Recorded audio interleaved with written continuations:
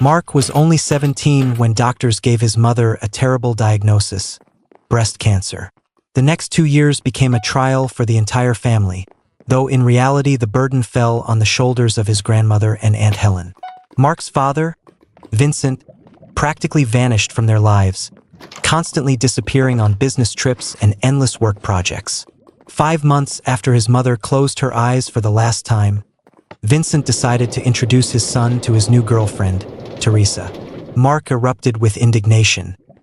How could his father move on so quickly from the woman he'd spent so many years with? But the truth turned out to be even worse. When the young man confronted his father with accusations, Vincent unexpectedly admitted.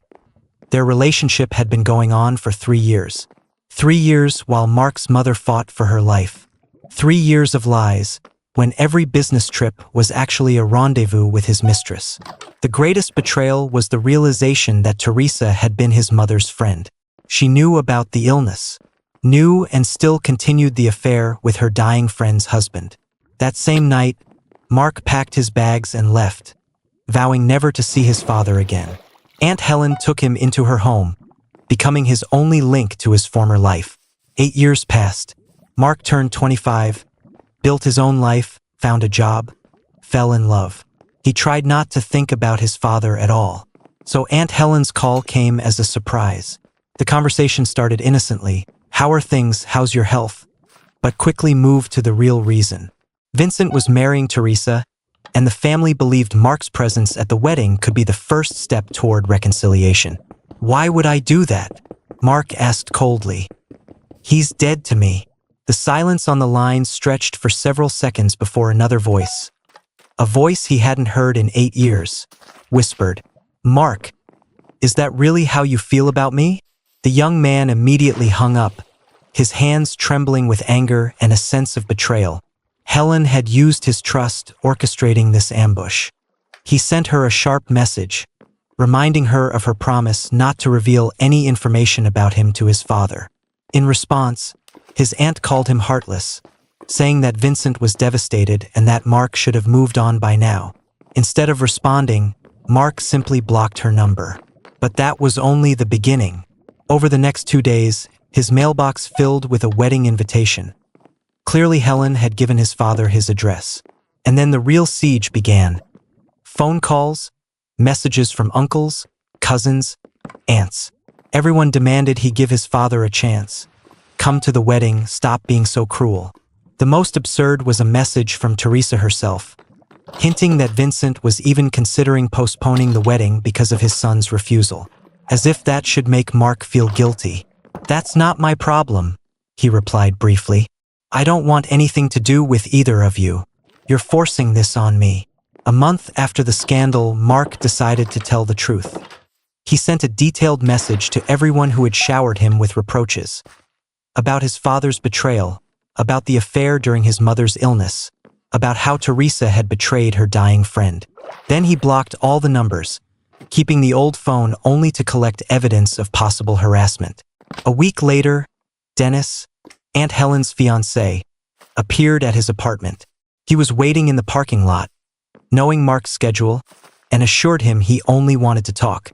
It turned out Mark's message had caused a real explosion in the family. Cousins who hadn't known the full story began demanding explanations from Vincent and Teresa.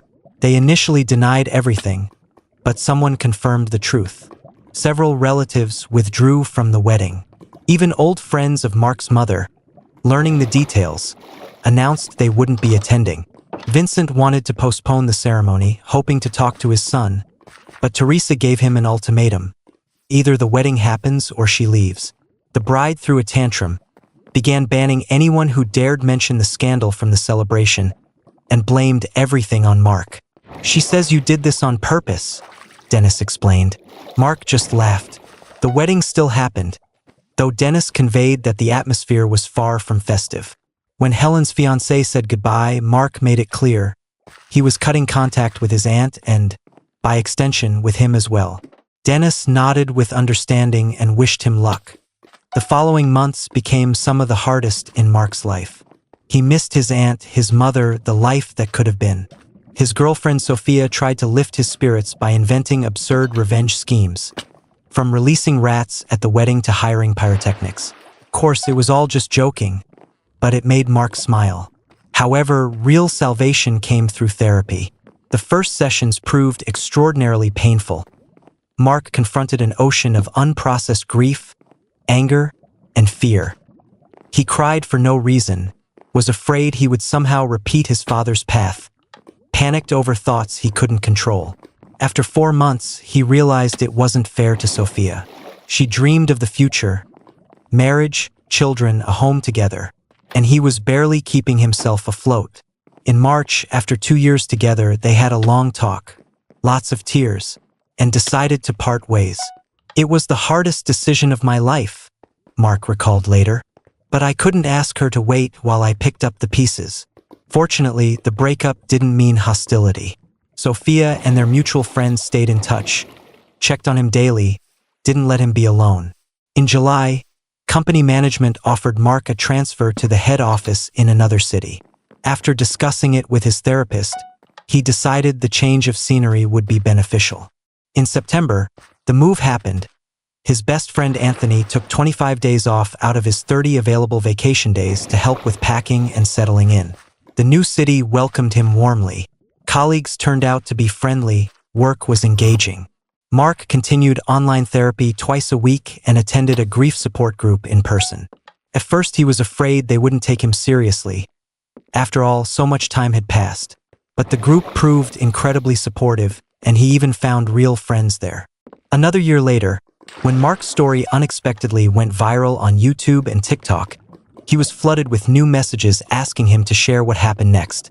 At first, he didn't plan to respond, but eventually decided to put a final period on the story.